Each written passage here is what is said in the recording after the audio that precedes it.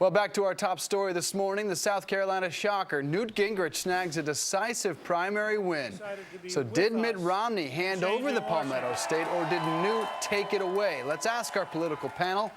Kerearos Zuras is a former advisor to President George W. Bush. Charles Butler is a conservative talk show radio host, and Julie Roginsky is a Fox News contributor.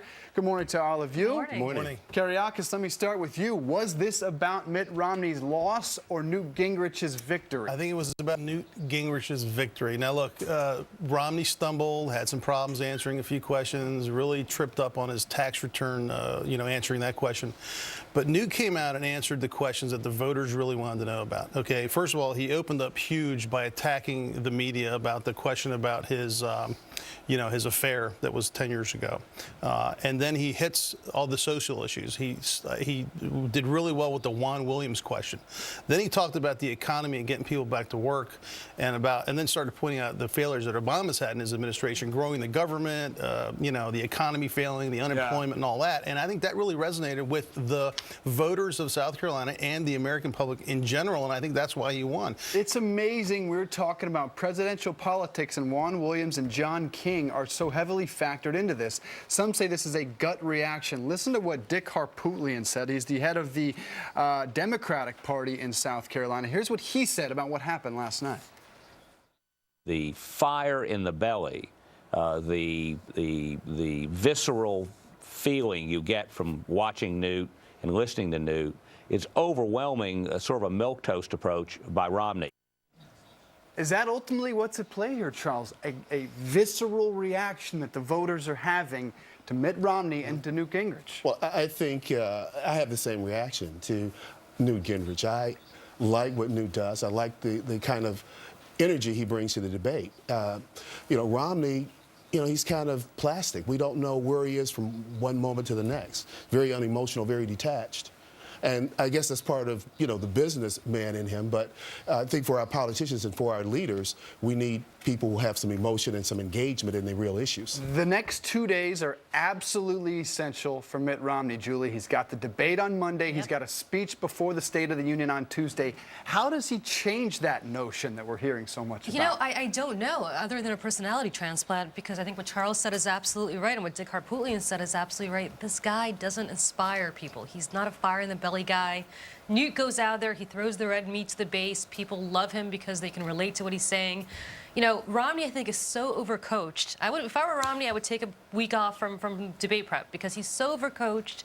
He's so talking pointed out to some extent that you're almost, you're looking at him and thinking, oh my God, if somebody was too many consultants. Exactly right. If somebody were to ask Romney a question that he wasn't prepared for, as Rick Santorum did on something that people really don't care about, which is felon voting rights. I mean, maybe some people do. He got all flustered because it's something he wasn't prepared for. Well, what's your visceral reaction, Mitt? What do you feel about it? He's in his mind. He's sitting there thinking, I don't know what demographic would relate to my answer and how with the polling.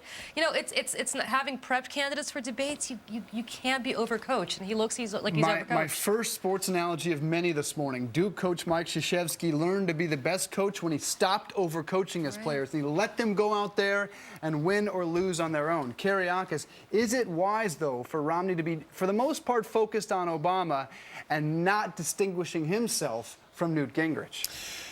I think that it's going to be hard now for him to.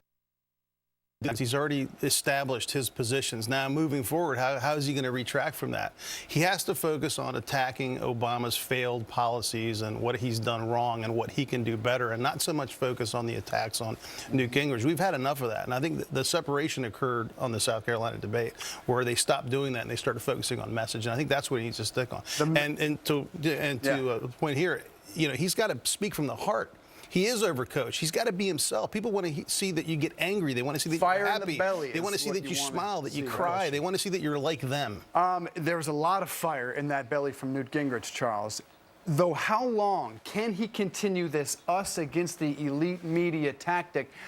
I'm going to be honest. We saw it yesterday here on our air when there was nothing even approaching attacking the former speaker. How long can he use that in his favor? Well, I think the question yesterday from was it who asked the question? Clayton. Clayton, yeah, Clayton.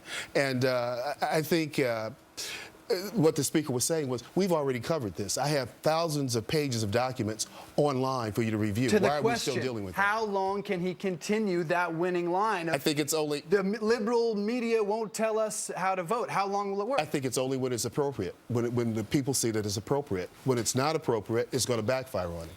And I think right now people perceive it as being appropriate. Is it a winning strategy, Julie? Yes, it certainly seems to be, because I think a lot of people in the Republican base feel that the media conspires against them, that they only talk about issues that they want to talk about, that they're not as, fair and balanced as they'd like them to be. So of course, Newt Gingrich has a pulse on what the Republican base wants, better than any candidate in the race right now, much better than Mitt Romney, who as we said before, is too overcoached. He knows what the people want to hear, and he's giving it to them. I mean, he's throwing the red meat out there, and it's a brilliant strategy, but I think for him, it's not even a strategy. I think it's his gut. He's sincere. He's sincere about it. Two debates this week, everything can change really quickly. Who wins Florida? I'm going to say that I think Romney's going to still win Florida because he's got a better organization. Charles. Newt. for sure. 2 Newt and 1 to Romney. Romney with an 18-point lead and the average of all the polls going in. Fascinating stuff. We will continue to debate all of this for the next several hours. Guys, what's next? We've got the videotape. We're going to hold them to their Florida predictions. We sure